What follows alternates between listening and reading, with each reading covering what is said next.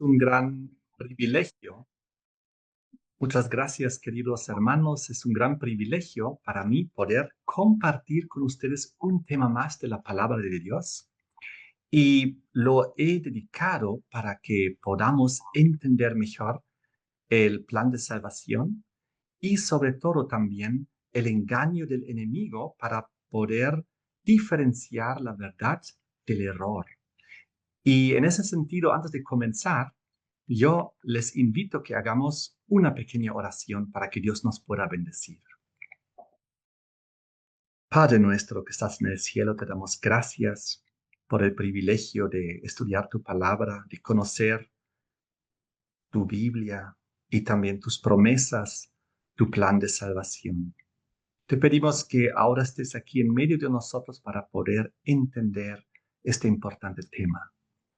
En el nombre de Jesús te damos gracias. Amén. Conocemos todos el famoso versículo de San Juan 3:16. Espero que tengan sus Biblias para poder leer juntos, porque vamos a leer varios pasajes. Y en San Juan 3:16 nos dice que de tal manera amó Dios al mundo que ha dado a su Hijo unigénito para que todo aquel que en Él cree no se pierda, mas tenga vida eterna. Este versículo resume todo el plan de salvación y también demuestra el carácter de Dios, el carácter de amor, misericordia, abnegado, de sacrificio, de haber entregado a su Hijo unigénito. Jesucristo que vino al mundo para morir por nosotros, allá en la cruz del Calvario, derramando su santa sangre, para que todo aquel que en Él cree, en Jesús, en el Salvador, en el Mesías, el Cristo, el ungido, no se pierda, mas tenga vida eterna. Porque Dios desea que nadie tenga que perderse. Él desea que en lo posible todos creamos en Él, lo sigamos y de esta manera obtener la vida eterna, que es el premio, que es el plan que Dios tiene para con nosotros, para con sus hijos. Entonces, cuando el Señor Jesús vino a la tierra, podemos leer en Mateo capítulo 1, el versículo 20 al 23, en el nacimiento mismo de Jesús, dice acerca del ángel que le apareció aquí a José y a María, y le dice a José, no temas recibir a María tu mujer, porque lo que en ella es engendrado del Espíritu Santo es, y dará a luz un hijo, y llamará su nombre Jesús, porque él salvará a su pueblo de sus pecados. Jesús significa Salvador. Entonces no fueron José ni María quienes escogieron el nombre para su hijito, sino fue Dios mismo, aquí a través del ángel, diciendo, tenemos ya un nombre para este niño, es Jesús, porque su nombre incluye su misión, la razón por la cual Jesús vino al mundo. Era para llegar a ser el Salvador del pueblo, porque Él salvará a su pueblo. ¿De qué? De sus pecados. Jesús Salvador. ¿Salvador de qué? De nuestros pecados. Pero Jesús recibió un segundo nombre aquí en el versículo 22 y 23. Todo esto aconteció para que se cumpliese lo dicho por el Señor por medio del profeta cuando dijo, he aquí una virgen concebirá y dará a luz un hijo y llamará su nombre Emmanuel, que traducido es Dios con nosotros. Entonces, el Hijo de Dios recibió dos nombres en su nacimiento, Jesús, el Salvador, porque salvará a su pueblo de sus pecados, y Emmanuel, que traducido es Dios con nosotros. Porque cuando Jesús vino al mundo, Dios estaba con nosotros con el propósito de salvarnos de nuestros pecados. Muy importante. Eso fue el propósito. Y en Primera de Timoteo podemos leer en el capítulo 1, el versículo 15, lo siguiente. Palabra fiel y digna de ser recibida por todos, que Cristo Jesús vino al mundo para salvar a los pecadores, de los cuales yo soy el primero, dijo Pablo. Entonces el propósito era muy claro, para que a través de la fe en Jesucristo, su sacrificio en la cruz del Calvario, en nuestro lugar, derramando Él su santa sangre, nosotros podamos ser salvados de nuestros pecados para obtener la vida eterna. Y esto llegó a ser el gran misterio de la piedad. Este misterio de la piedad lo podemos encontrar aquí mismo en Primera de Timoteo, capítulo 3, el versículo 16. El gran misterio de la piedad. Piedad, el perdón, la misericordia divina. Recuerdan que el pecador quien dijo, Señor Dios, ten piedad de mí, pecador. Entonces, ¿qué es el misterio de la piedad? Primera Timoteo 3:16. Indiscutiblemente grande es el misterio de la piedad. ¿Y cuál es? Dios fue manifestado en carne, a través de Jesucristo, quien se hizo carne y que llegó a llamarse Emmanuel, Dios con nosotros. Oh, grande es el misterio de la piedad. Dios fue manifestado en carne, justificado en el Espíritu, visto de los ángeles, predicado a los gentiles, creído en el mundo y recibido arriba en gloria. Eso ya fue cuando Jesús, después de haber muerto y después de haber resucitado, nuevamente asciende al cielo. Entonces, ¿cuál es el misterio de la piedad? De que Dios se manifestó en carne. Entonces, esto es justamente lo opuesto a lo que hizo el enemigo de las almas, porque no solamente hay un misterio de la piedad, hay también un misterio de la iniquidad, es decir, del pecado.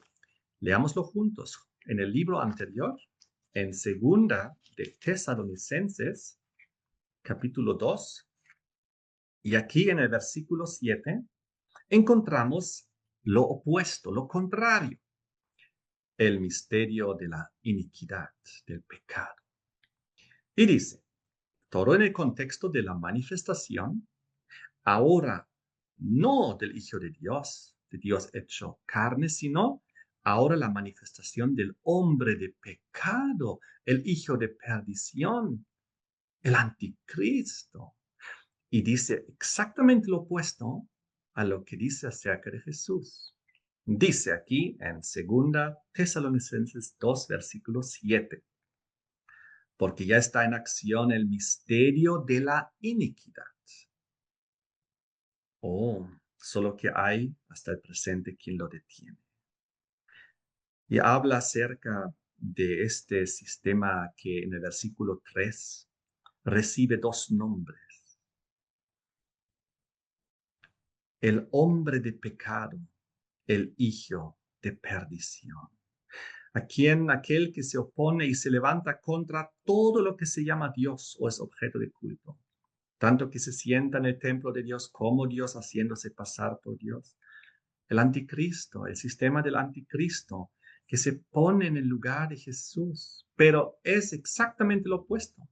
Mientras que Jesús está muy alejado y opuesto al pecado, porque Él vive en santidad y en pureza y en obediencia, El anticristo aquí se pone en su lugar, por eso dice anti, en contra de, pero anti también significa en lugar de. Y se pone ahí, pero es el hombre de pecado, el hijo de perdición. ¿Qué es pecado en la Biblia? En la Biblia encontramos de que hay una definición clara del pecado. Está en Primera de Juan 3, versículo 4. Y la definición de pecado es transgresión de la ley. El pecado es transgresión de la ley. Eso encontramos aquí en Primera de Juan 3, versículo 4. Todo aquel que comete pecado infringe también la ley, pues el pecado es infracción de la ley o transgresión de la ley. Eso es el pecado. El hombre del pecado, entonces, es el hombre de la transgresión de la ley, el hombre de la infracción de la ley. El sistema del anticristo. Roma, que se puso en lugar de Cristo. Roma cristiana, papal, que según las profecías de Daniel 7:25, también dice que cambiaría los tiempos y la ley de Dios. El hombre de la transgresión de la ley. ¿Por qué? Porque cambia la ley y los mandamientos de Dios. Entonces, ¿recuerdan ustedes cuál había sido el misterio de la piedad? Era Dios manifestado en carne. Ahora veremos de que el anticristo, que es el hombre de pecado, justamente hace lo opuesto. Vengan conmigo a la definición y la descripción del anticristo. Aquí mismo, en Primera de Juan, capítulo 4, versículo 3. Y todo espíritu que no confiesa que Jesucristo ha venido en carne, no es de Dios. Y este es el espíritu del anticristo. Ahí está la confirmación. Lo mismo podemos ver una vez más en Segunda de Juan, capítulo 1, versículo 7. Porque muchos engañadores han salido por el mundo que no confiesan que Jesucristo ha venido en carne. Oh, muchos engañadores. Quien esto hace es el engañador y el anticristo, el hombre de pecado, aquel que justifica el pecado, aquel que fomenta el pecado, aquel que vive el pecado, aquel que de alguna manera quiere mantener el pecado vigente y contradecir la obra de Jesucristo y oponerse a la obra de Cristo, que es el misterio de la piedad, de que Jesucristo sí vino en carne para deshacer las obras de la carne, el pecado. Oh, qué interesante. Cuando nosotros vamos al Antiguo Testamento y analizamos cuál fue la misión de Jesucristo al venir aquí a la tierra, en la profecía de Daniel capítulo 9, versículos 25 y 26, entendemos claramente cuál fue el propósito de Jesucristo de venir al mundo. Daniel 9:25 habla aquí de la profecía de las 70 semanas en el contexto de ese tiempo profético asignado a la historia de Israel y en relación a la venida y a la aparición del Mesías.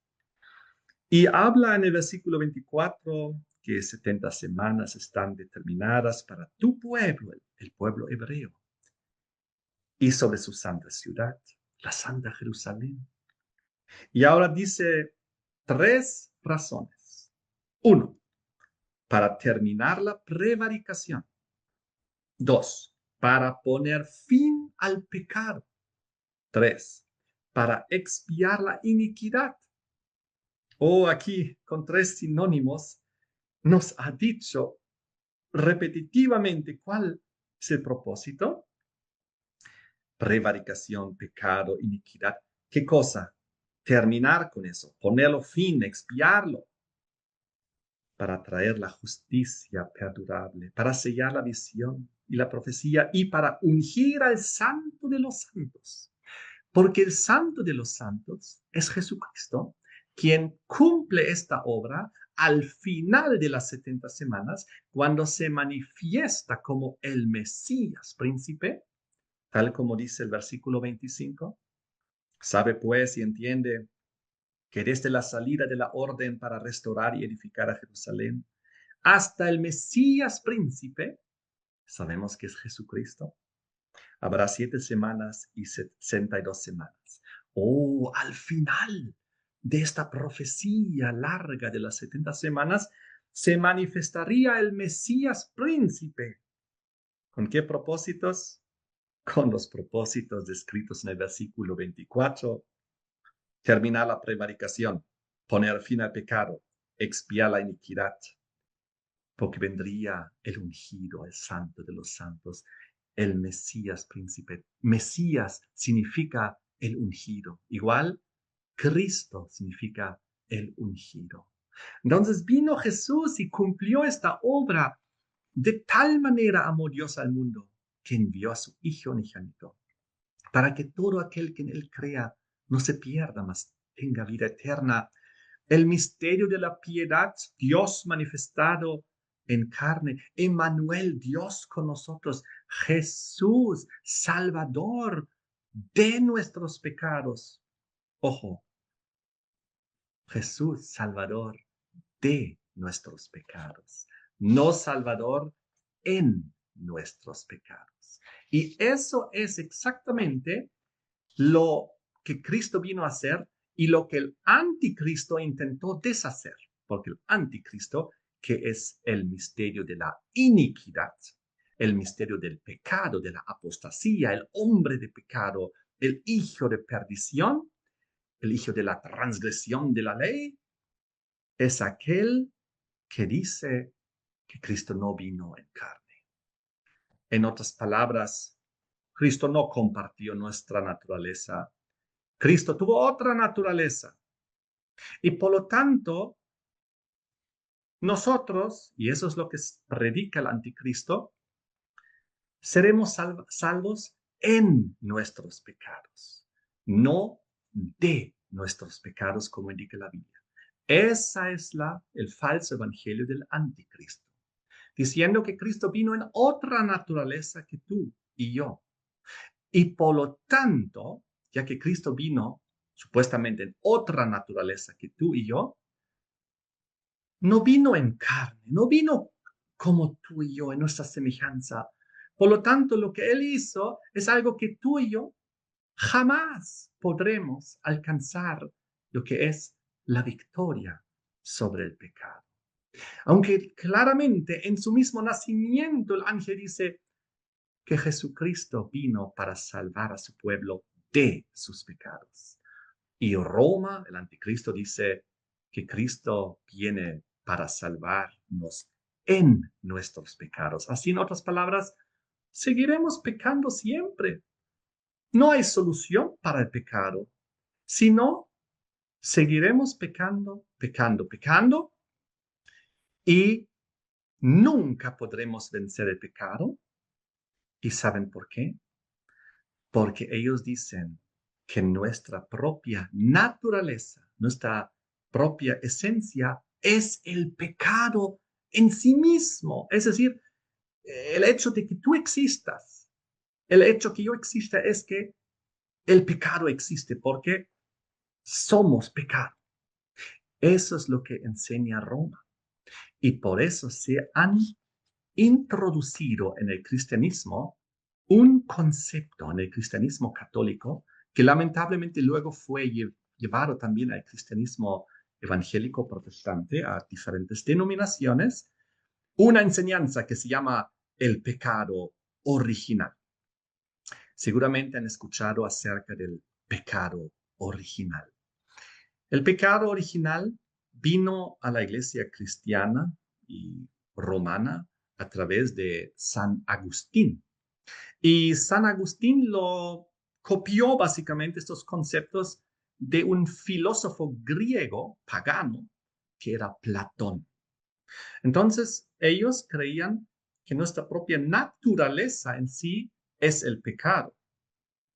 Así que el momento que tú naces, nace el pecado básicamente y te acompaña constantemente, todos los días, y No no se hay escucha. remedio hasta el momento que, pues, Jesucristo retorna. Vamos a analizar esto un poquito y ustedes ya han visto, la Biblia dice, ¿qué es pecado? Dice en 1 de Juan 3:4, pecado es transgresión de la ley. Oh, no dice ahí que pecado es nacer. Ahora, vamos a analizar esto un poquito porque es muy importante. Ellos dicen que el pecado original fue cuando Adán y Eva pecaron y luego todos nosotros somos pecadores por naturaleza. Es decir, nacemos pecadores y eso es el pecado original. Nosotros nacemos como pecadores, eso es nuestra naturaleza. Por lo tanto, Jesús nació de otra manera. Jesús tuvo otra naturaleza, porque si no, Jesús también hubiese sido pecador. Por lo tanto, en la teología del pecado original, Jesús obligatoriamente tuvo que tener otra naturaleza que la tuya y la mía. Así que Él venció el pecado no en nuestra naturaleza, no como tú y yo podemos vencer, sino en otra naturaleza. Y por lo tanto, Jesús en realidad no es semejante a nosotros, ni tampoco es nuestro ejemplo, porque tampoco lo puede ser, porque según su teología romana, Jesús tuvo otra naturaleza. Él no vino en carne como tú y yo. Por lo tanto, Él venció, claro que venció, era Dios, Dios en la tierra. Y siendo Dios en la tierra, ¿pudo vencer el pecado? Claro que sí, pero tú y yo, pues no tenemos chance. Lo único que podemos hacer es siempre acudir a su misericordia, pedir perdón constantemente toda la vida para que Cristo finalmente nos salve en nuestros pecados. Pero Cristo vino a salvarnos de nuestros pecados y el misterio de la piedad es que Dios se hizo carne, como tú y como yo. Vino en nuestra naturaleza, con la gran diferencia que nunca pecó. Nunca, ni una vez, Él cedió a las tentaciones, aunque Él fue tentado, dice la Biblia, en todo según nosotros, pero sin pecado. Él fue tentado en todo, en lo que nosotros también somos tentados, pero Él nunca cayó. Así que Roma papal predica que el pecado original existe y que todos somos pecadores por naturaleza porque lo hemos heredado y simplemente estamos condenados y destinados a pecar toda nuestra vida y hay que hacer ciertos ritos y ciertas cosas para siempre recibir la misericordia y el perdón de Dios, pero no hay vuelta atrás, pecaremos hasta el final de nuestras vidas o hasta que Cristo venga. Mientras el evangelio verdadero, el evangelio de Jesucristo es victoria sobre el pecado, porque Jesucristo vino en nuestra naturaleza y venció las tentaciones que nosotros también somos enfrentados y también podemos vencer si nos aferramos a Dios y a Jesucristo. ¿Saben? Tentación viene de una palabra intento. Una tentación es un intento para hacernos caer. Una tentación se puede vencer. Claro que sí. Toda la Biblia habla de los vencedores, de los victoriosos. Dice Jesús que debemos orar en la tentación para no caer en ella, porque es un intento de Satanás para hacernos caer en pecado, para que cometamos transgresión de la ley, para que seamos desobedientes y para que luego, tristes, con mala conciencia tengamos que retornar a Dios arrepentidos, pidiendo perdón. Y claro, Dios nos perdona, claro que sí. 70 veces 7 nos perdona por su misericordia, su amor. Pero ¿es el plan de Dios que tengamos que pecar obligatoriamente? No, claro que no. Toda la Biblia enseña lo que leemos en Primera de Corintios, capítulo 10, versículo 13. Vengan conmigo. Primera de Corintios, y aquí, muy importante el versículo, capítulo 10, versículo 13. No os ha sobrevenido ninguna tentación que no sea humana, pero fiel es Dios, que no os dejará ser tentados más de lo que podáis resistir, sino que dará también juntamente con la tentación la salida para que podáis soportar. Así que cada tentación viene acompañada por una salida. No existe una tentación que no se podría resistir, dice la Biblia. En cada tentación hay una salida para que podamos soportar, resistir, vencer. Y eso dice, fiel es Dios. Fiel es Dios. Él sabe qué puedes tú resistir y qué es lo que no puedes resistir. Dios jamás permitiría que te llegue una tentación mayor a tu capacidad de resistir. Si tú te aferras por fe a Cristo Jesús y oras, tú puedes escapar, huir, salir, soportar. Y por eso dice al inicio del versículo que no os ha sobrevenido ninguna tentación que no sea humana. Es decir, ninguna tentación sobrehumana nos ha llegado que no podríamos resistir como humanos. Eso es la enseñanza bíblica, así que no estamos condenados a pecar. El diablo no nos puede obligar a pecar. El diablo solo nos puede tentar.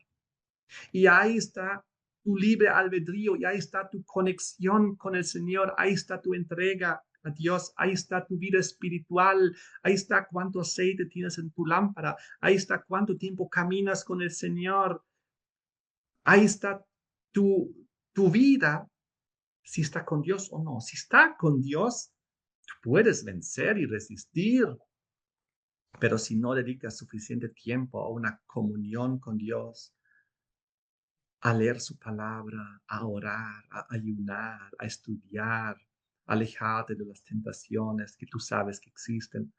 Entonces, obviamente que vamos a pecar siempre, vamos a ser débiles espirituales, no vamos a tener fuerza y las tentaciones van a ser irresistibles, pero no porque sean irresistibles, sino porque nosotros no nos hemos preparado para esa batalla espiritual. Entonces, la Biblia habla de santos y de pecadores. Santos, los que vencen. Pecadores, los que ceden a la tentación. Tan sencillo es la historia. Y tú y yo debemos estar entre los que resistimos. ¿Saben? A eso se refirió en Génesis 32, cuando nuestro amigo Jacob, su nombre fue cambiado en Israel. ¿Recuerdan? Vengan conmigo. Génesis 32, versículo 28. Aquí habla. Entonces Jacob le preguntó y dijo, declárame ahora tu nombre. Y el varón respondió. Disculpen, el versículo anterior, 28. Y el varón le dijo, no se dirá más tu nombre Jacob, sino Israel, porque has luchado con Dios y con los hombres y has vencido. ¿Saben lo que significa Jacob? Engañador. Jacob era engañador, él había engañado a su hermano y le había robado su primogenitura, había cometido ese pecado. por un plato de lentejas. Y Jacob significa engañador. Era su naturaleza anterior, antes de su conversión, antes de haber comenzado una vida espiritual, antes de haberse entregado por completo a Dios, antes de haberse arrepentido de verdad y dejar atrás esos pecados. Entonces, recordemos que Jacob se iba a encontrar con su hermano, que venía con 400 hombres, soldados. Jacob sabía, me va a matar y me voy a perder. Después de muchos años nos volveremos a ver, pero yo soy perdido. He pecado. No he arreglado mi pecado con mi hermano y con Dios. Tenía la mala conciencia durante años, pero entonces él sabía el día siguiente enfrentaría el encuentro y posiblemente la muerte, porque también se lo merecía. Y entonces, ¿qué pasó? Dios lo visitó y Jacob luchó con el ángel. No sabía que era un enviado de Dios. No sabía que estaba luchando simbólicamente con Dios. Entonces él luchó hasta que algún momento se dio cuenta, no estoy luchando contra un hombre, estoy luchando contra Dios. Y es cuando ahí él se dio cuenta que no lo puede soltar sin recibir la bendición. Y se aferró al ángel y dijo, no te voy a soltar hasta que me bendigas. En otras palabras, no te voy a soltar hasta que se arregle este problema, hasta que se arregle esta cuenta, hasta que estemos en armonía con Dios, con mi prójimo, hasta que se perdone mi pecado, hasta que esté en tranquila conciencia, hasta que yo pueda enfrentarme a mi hermano al decreto de muerte y aunque tenga que enfrentar la muerte, yo pueda morir tranquilamente, sabiendo que tengo el perdón de los pecados. Entonces Dios le dio eso y le dijo, a partir de ahora no te llamarás Jacob, ahora te vas a llamar Israel. ¿Y saben lo que significa Israel? Israel significa vencedor, el que luchó con Dios, el que tuvo la victoria, el vencedor, el victorioso. Entonces, ¿saben? El victorioso sobre el pecado, el victorioso sobre esta situación tan difícil para estar otra vez en armonía con Dios. Al día siguiente, Jacob se encontró con su hermano y se dio el milagro. Él pudo ir confiadamente a la muerte. Él no sabía qué iba a pasar, pero ahora él podía ir en seguridad y decir, si muero, moriré, pero estoy en armonía con Dios. Dios me ha perdonado. Mi conciencia está tranquila. No estoy perdido. Estoy salvo, aunque tenga que morir. Entonces se encontró con su hermano y se dio la gran reconciliación. No lo mató, se abrazaron, volvieron a ser amigos. Dios hizo el milagro. Eso es la experiencia de Jacob que se convierte en Israel. Es la experiencia que necesitamos nosotros. Debemos ser, dice la Biblia, el Nuevo Testamento, el Israel espiritual. Nosotros, tú y yo, somos el Israel espiritual. Somos el linaje escogido por Dios. Tú y yo debemos ser Israel. Ya no debemos ser Jacob. Y eso es posible en nuestra naturaleza humana, carnal, pecaminosa. Puedes vencer y llegar a ser un Israel, ya no un Jacob. Porque eso es el poder transformador de Dios. De eso se trata toda la Biblia. Tantas historias de transformación. ¿Saben?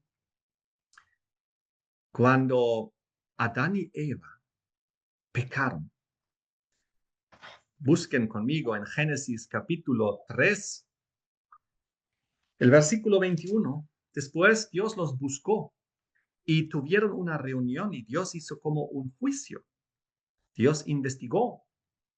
Y en el versículo 30 y 21, Génesis 3, 21, Jehová Dios hizo al hombre y a su mujer túnicas de pieles y los vistió.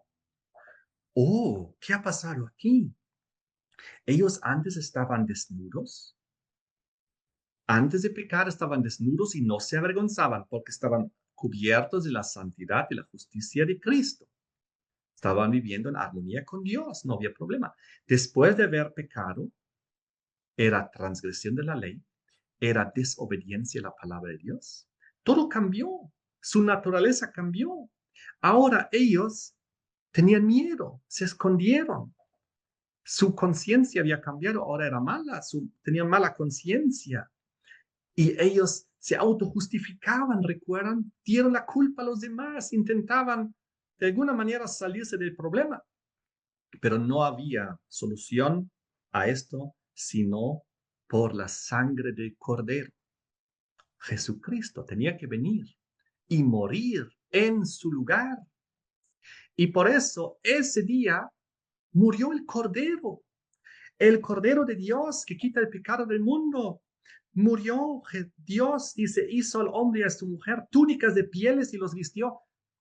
El primer sacrificio, un animal inocente tenía que morir. Sabemos por el contexto que fue un cordero, por eso su hijo Abel llegó a ser pastor de ovejas para cuidar el símbolo del Cordero de Dios que quita el pecado del mundo, que a lo largo del Antiguo Testamento y Pacto ha sido el símbolo de la fe en el Mesías venidero, en el Cordero de Dios que vendría y quitaría el pecado del mundo, del cual habló Juan el Bautista en Juan 1:29. He aquí el Cordero de Dios que quita el pecado del mundo. Entonces ahí estaban Adán y Eva, y Dios recubrió su desnudez con túnicas de pieles.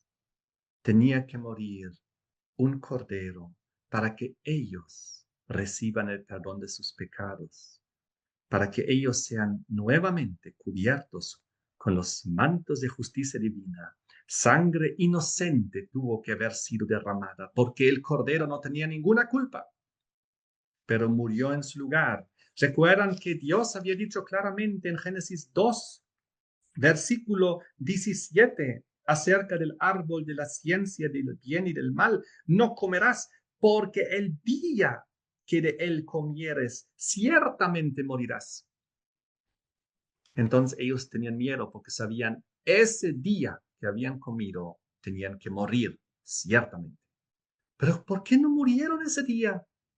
Porque ese día alguien murió en su lugar, Jesucristo, el Cordero de Dios, que quita el pecado del mundo.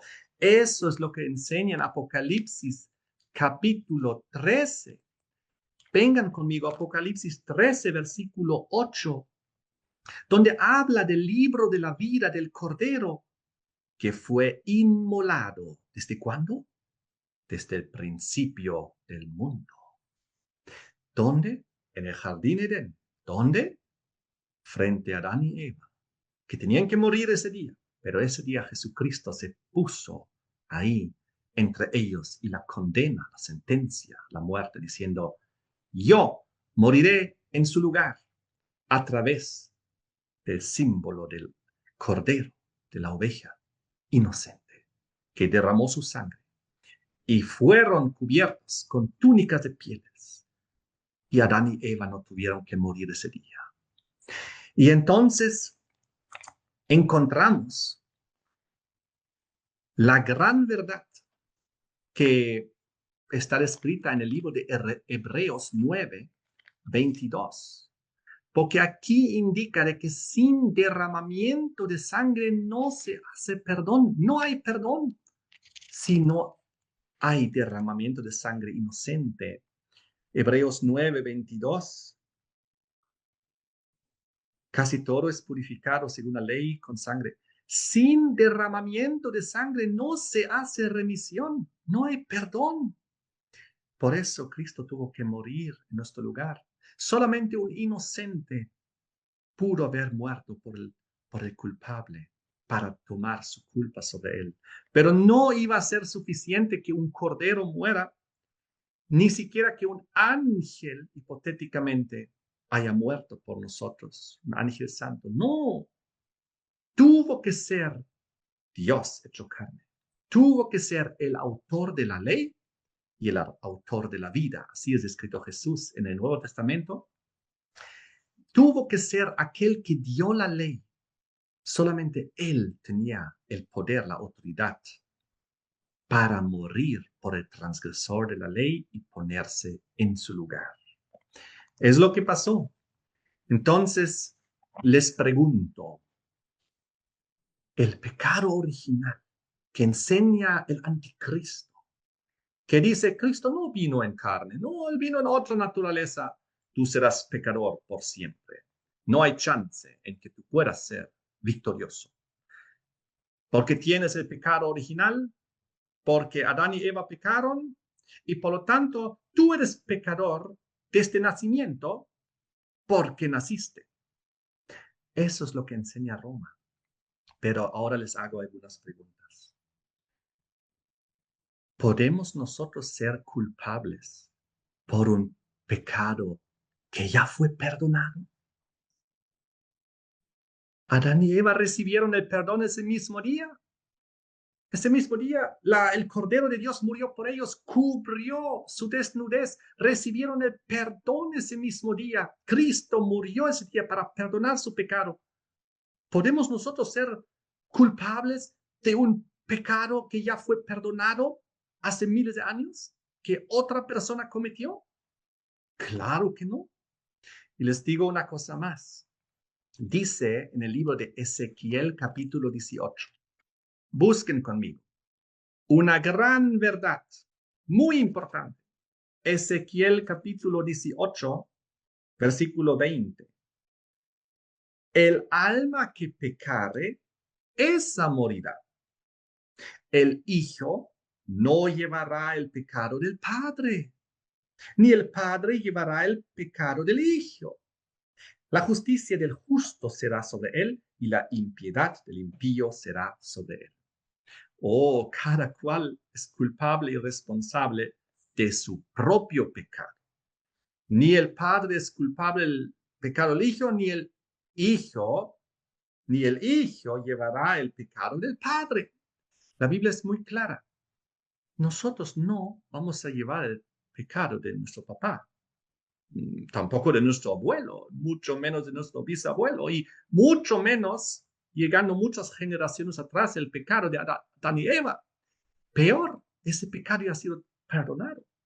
¿Cómo nosotros podríamos ser culpables por un pecado? Uno, que no cometimos, y dos, que ya ha sido perdonado. Así que bíblicamente colapsa este concepto pagano del pecado original. Tú no eres pecador por naturaleza. Tú eres pecador porque pecaste. Porque ¿qué es pecado? Dice la Biblia, transgresión de la ley. La Biblia no dice, pecado es tu naturaleza. No, no, no. Pero sí tu naturaleza te tienta. Tu carne, tu naturaleza carnal, pecaminosa, secular, te tienta, te inclina al pecado. Tienes una tendencia, tienes una herencia pecaminosa.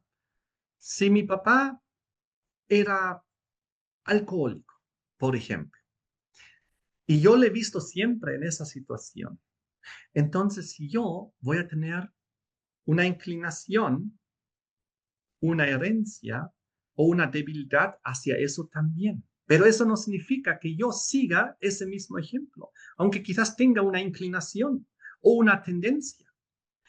Entonces hay tentaciones heredadas que pueden estar en nuestra genética. Yo, por ejemplo, no tengo ese problema porque ya que mi papá no ha sido alcohólico ni nunca tomó alcohol, en mi hogar de niño nunca había bebidas alcohólicas, yo no tengo esa inclinación ni esa tentación. Tú puedes poner delante de mí miles de diferentes botellas de bebidas alcohólicas, de las más ricas o finas del mundo.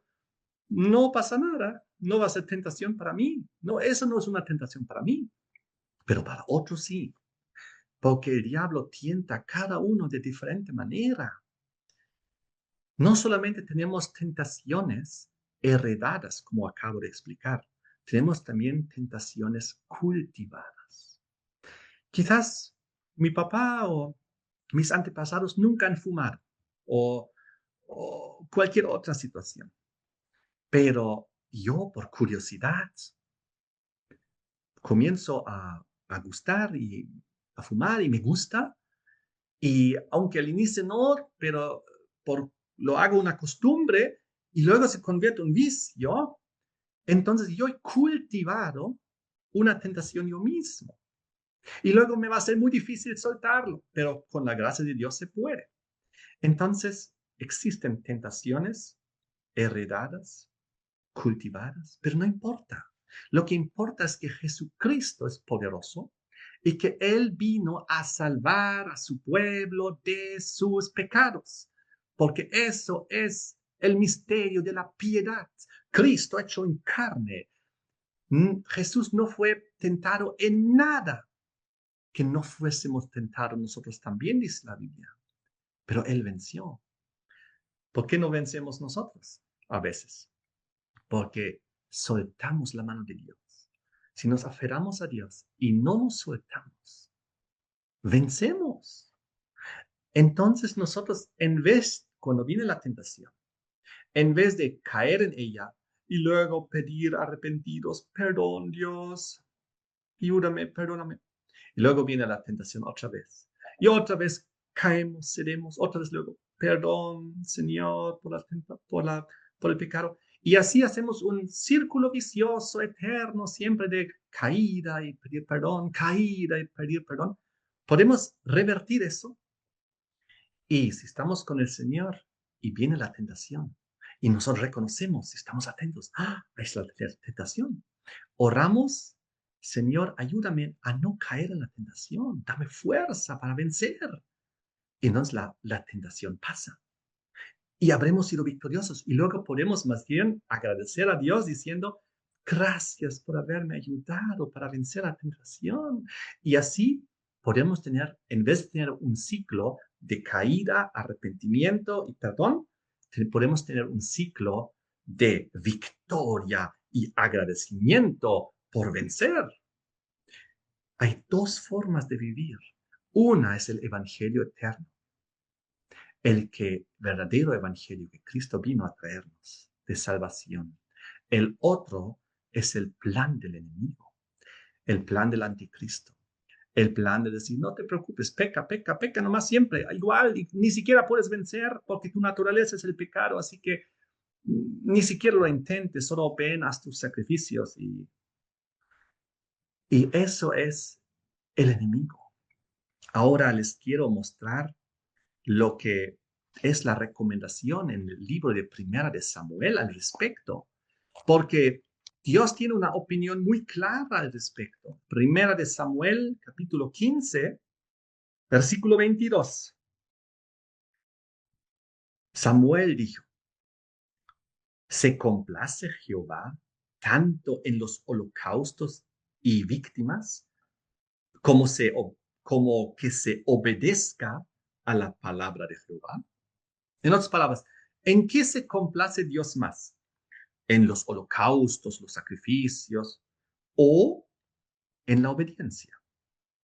Ciertamente, dice, ahí viene la misma respuesta. El obedecer es mejor que los sacrificios y el prestar atención es mejor que la grosura de los carneros. Oh, ¿qué es mejor? ¿Pecar y necesitar sacrificios y ofrendas? ¿O obedecer y ser victoriosos y no necesitar de los sacrificios?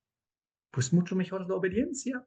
Dios prefiere eso. Dios nos dice, no peques, así no tienes que tampoco pedir perdón y no tienes que sacrificar y no tiene que morir el inocente. No, mejor obedecer. Así no tienes que arrepentirte.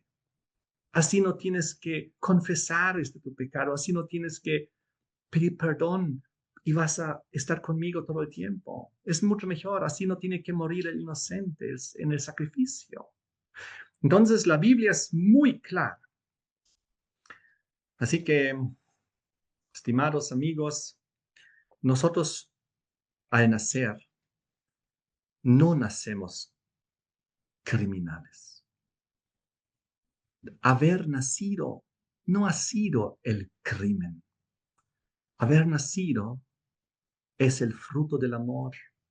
La vida es el milagro de Dios. La vida, el milagro de Dios, no es el pecado, no es la maldad. No somos pecadores por haber nacido, sino por haber pecado. Eso es lo que tenemos que entender. Nuestra naturaleza no es el pecado, pero sí nacemos con una naturaleza pecaminosa carnal que nos inclina, nos tienta, nos lleva a la tendencia, como hemos dicho, la hereditaria o la cultivada. Y eso es lo que enseña Génesis. Si ustedes ven conmigo, Génesis capítulo 1:26, cuando nos habla de que nosotros fuimos creados a la imagen y semejanza de Dios. Génesis 1, versículo 26. Entonces dijo Dios, hagamos al hombre a nuestra imagen, conforme a nuestra semejanza. Y luego el versículo 27, y creó Dios al hombre a su imagen, a imagen de Dios lo creó, varón y hembra los creó. Todo era bueno, fuimos creados a imagen y semejanza de Dios antes de la caída en pecado, antes de la transgresión de la ley, antes de la desobediencia. Feliz vivíamos en armonía con Dios, una vida espiritual, una vida en armonía con Dios. El pecado vino, lo echó a perder, cambió nuestra naturaleza, y eso es lo que dice Génesis capítulo 5, versículos 1 al 3. Génesis 5, 1 al 3. Los descendientes de Adán. Este es el libro de las generaciones de Adán, el día en que creó Dios al hombre, a semejanza de Dios lo hizo. Varón y hembra los creó, los bendijo, llamó el nombre de ellos Adán el día que fueron creados. Y vivió Adán 130 años, esto ya fue después de su transgresión, después de la caída, después de haber salido del paraíso y todo eso. Y dice el versículo 3, y engendró a Adán un hijo a su semejanza, conforme a su imagen, y llamó su nombre Set. Nosotros cuando nacemos, ya no nacemos con la imagen y semejanza de Dios. Nacemos ya con la imagen y semejanza de Adán, de un hombre caído, con una naturaleza pecaminosa.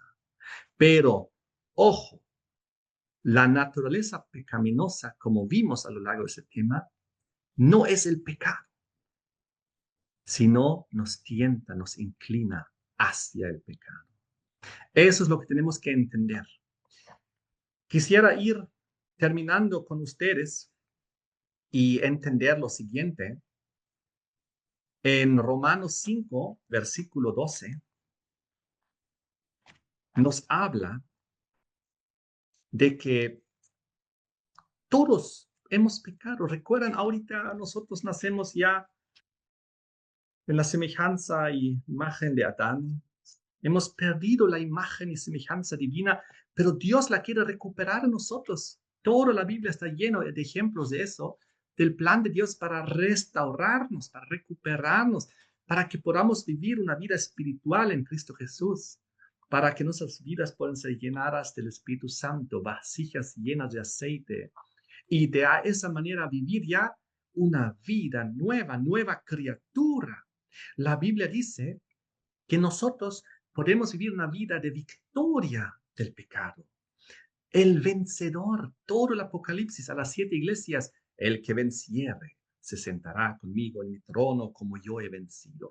El vencedor, una y otra vez, el nuevo nacimiento a una vida espiritual. Eso es lo que enseña la Biblia, el plan de salvación, de vuelta a la imagen y semejanza de Dios.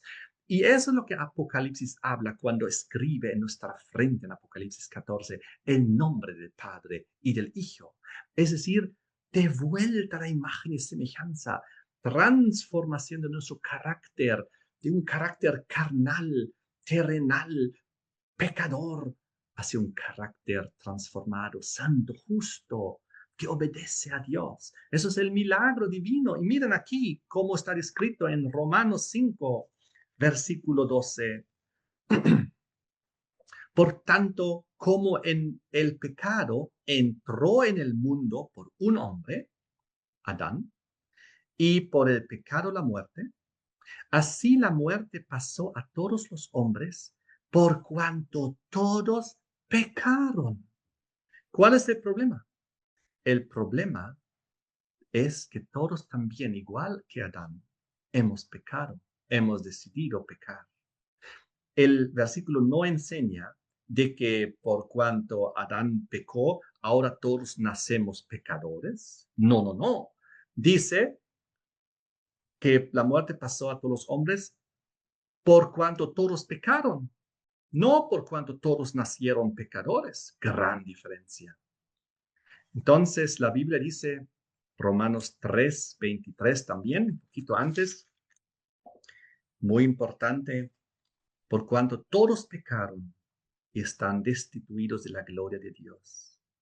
Pero todos nosotros que nacimos con esta naturaleza pecaminosa y que hemos pecado, porque dice la Biblia que no hay justo ni aun uno, dice aquí en Romanos 3, versículo 10, dice que a pesar de que estamos destituidos de la gloria de Dios porque perdimos la imagen y semejanza de Dios, la podemos recuperar. Eso es lo que dice el versículo 11, siendo justificados gratuitamente por su gracia mediante la redención que es en Cristo Jesús, a quien Dios puso como propiciación por medio de la fe en su sangre para manifestar su justicia, a causa de haber pasado por alto en su paciencia los pecados pasados.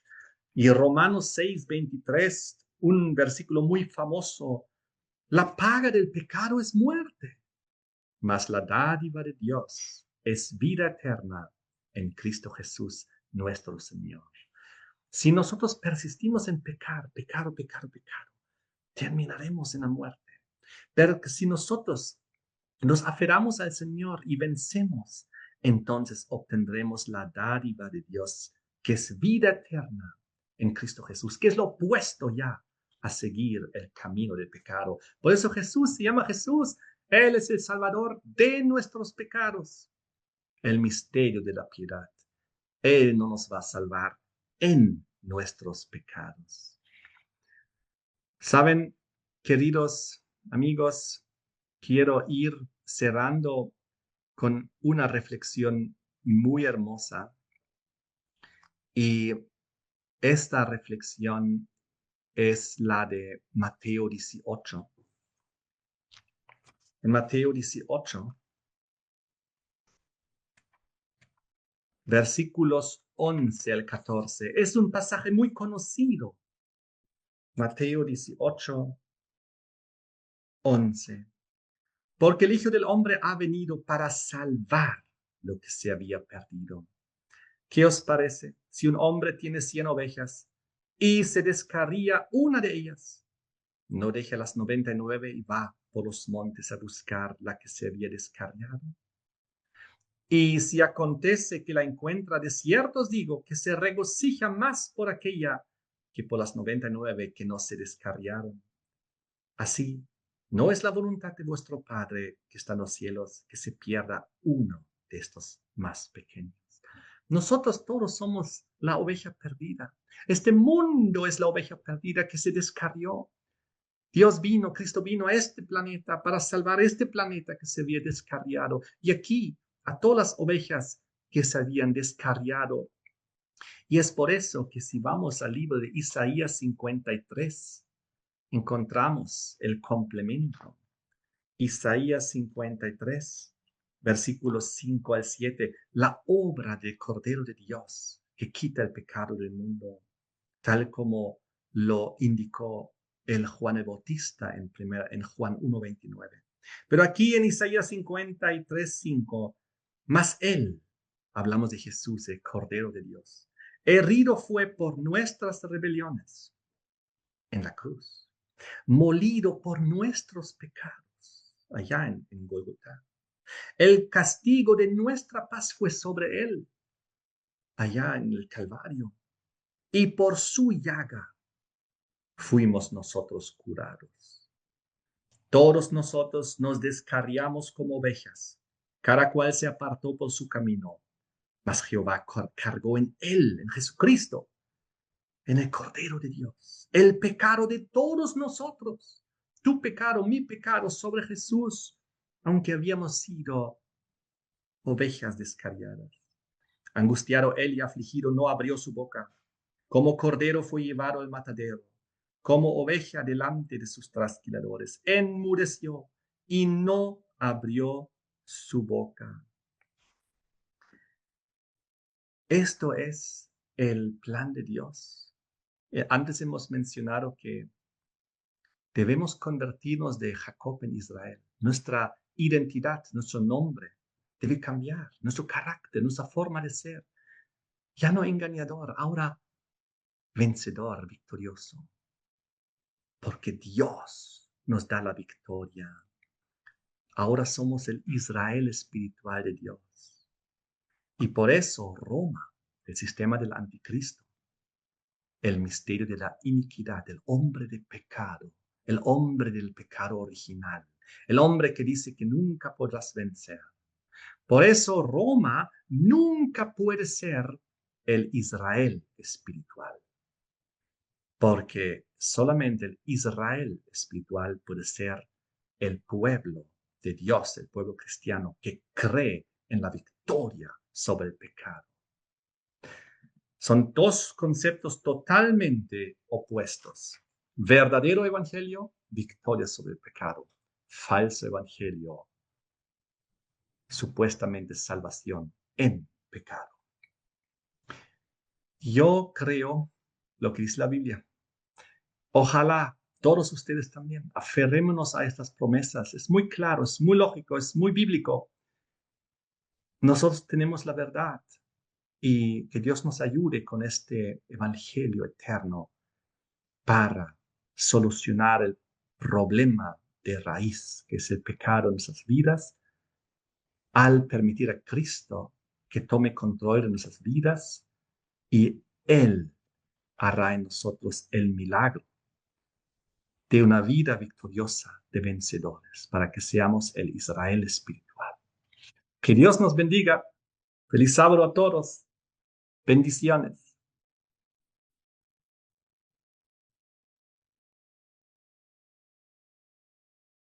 Oremos. Oremos para terminar. Padre nuestro, te damos gracias por tu palabra, que es poderosa. Nos revela la verdad. Nos revela el gran conflicto en cual está el mundo y la cristiandad, en dos conceptos totalmente opuestos, totalmente contrarios respecto a la salvación.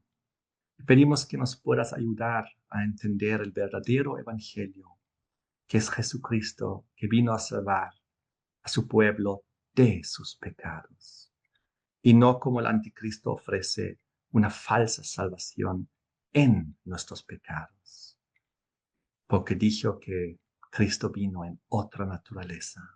Y eso lo hace y lo convierte en el anticristo, el que niega que Jesús vino en carne, cuando justamente el misterio de la piedad es que Cristo vino en carne para darnos un verdadero ejemplo de victoria. Te damos gracias. Te pedimos que bendigas a todos los que escucharon ese tema para que sigan estudiando, investigando y aclarando su mente.